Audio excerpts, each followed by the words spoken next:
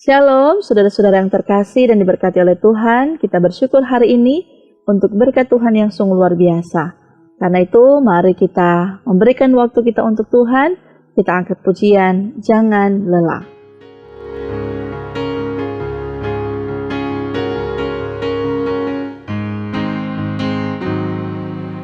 Jangan lelah bekerja di ladangnya Tuhan. Roh Kudus yang beri kekuatan, yang mengajar dan menopang, tiada lelah bekerja bersamamu Tuhan, yang selalu mencukupkan akan segalanya. Ratakan tanah bergelombang, timbunlah tanah yang berlubang, menjadi siap dibangun di atas dasar iman. Ratakan tanah bergelombang, timbunlah tanah yang berlubang, menjadi siap dibangun di atas dasar iman. Ratakan tanah bergelombang, timbunlah tanah yang berlubang, menjadi siap dibangun di atas dasar iman. Ratakan tanah bergelombang, timbunlah tanah yang berlubang, menjadi siap dibangun di atas dasar iman, menjadi siap dibangun, menjadi siap dibangun, menjadi siap dibangun di atas dasar iman.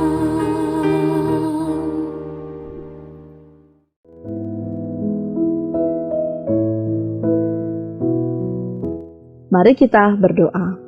Kami naikkan limpah terima kasih kepada-Mu ya Tuhan, betapa baiknya Engkau dalam kehidupan kami, sehingga kami terus diberkati dengan sehat kuat yang selalu Tuhan beri, dan saat ini kami pun hendak mau untuk dituntun hidup kami dengan firman yang akan kami baca, kami dengar. Bukalah hati dan pikiran kami, curahkanlah curahan Roh Kudus-Mu, agar kiranya firman-Mu akan terus menerangi kehidupan yang akan kami jalani. Maka ya Bapa di surga, berfirmanlah, karena kami sudah siap untuk mendengarkannya. Amin. Mari kita membaca firman Tuhan saat ini dalam Filipi 2 ayat yang ke-14. Firman Tuhan berkata, lakukanlah segala sesuatu dengan tidak bersungut-sungut dan berbantah-bantahan.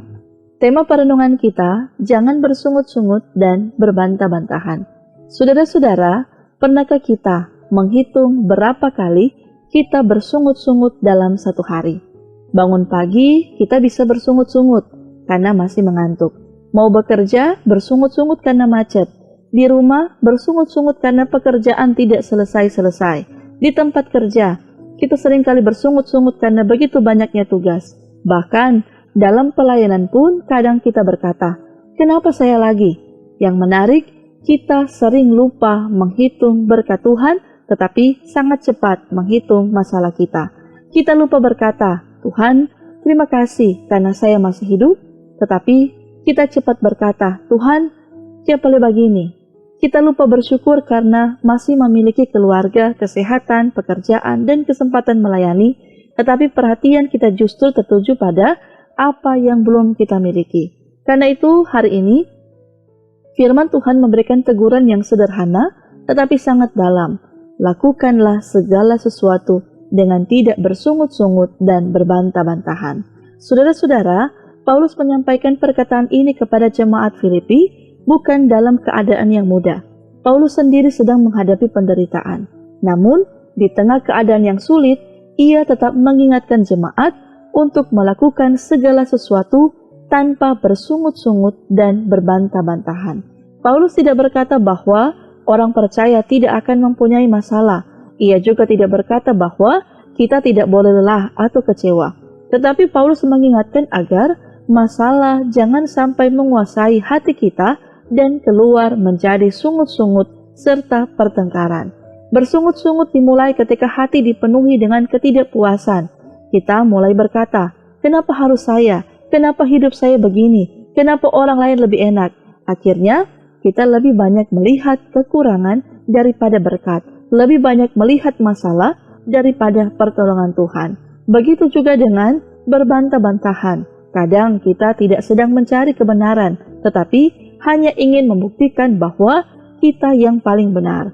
Dalam keluarga, dalam pekerjaan, bahkan dalam pelayanan, perbedaan kecil bisa menjadi pertengkaran karena masing-masing ingin menang. Padahal tidak semua perdebatan harus dimenangkan. Ada kalanya menjaga kasih jauh lebih penting daripada membuktikan bahwa kita benar. Kita boleh berbeda pendapat, tetapi jangan kehilangan kasih. Kita boleh tidak setuju, tetapi tetap menghormati. Sebab sebagai orang percaya, tujuan kita bukan supaya orang berkata dia selalu menang dalam perdebatan, tetapi supaya orang melihat Kristus melalui hidup kita. Saudara-saudara, firman Tuhan ini mengajak kita agar kita dapat mengubah respon kita terhadap masalah. Ketika kita ingin berkata, Tuhan, kenapa harus saya? Belajarlah berkata, Tuhan, kuatkan saya. Ketika kita ingin berkata, saya sudah tidak sanggup, ubahlah menjadi, Tuhan, tolong saya.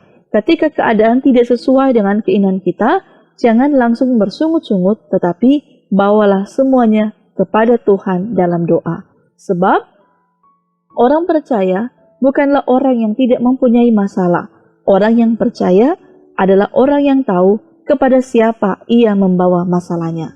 Karena itu, mari Bapak Ibu Saudara-saudara kita belajar untuk lebih banyak bersyukur.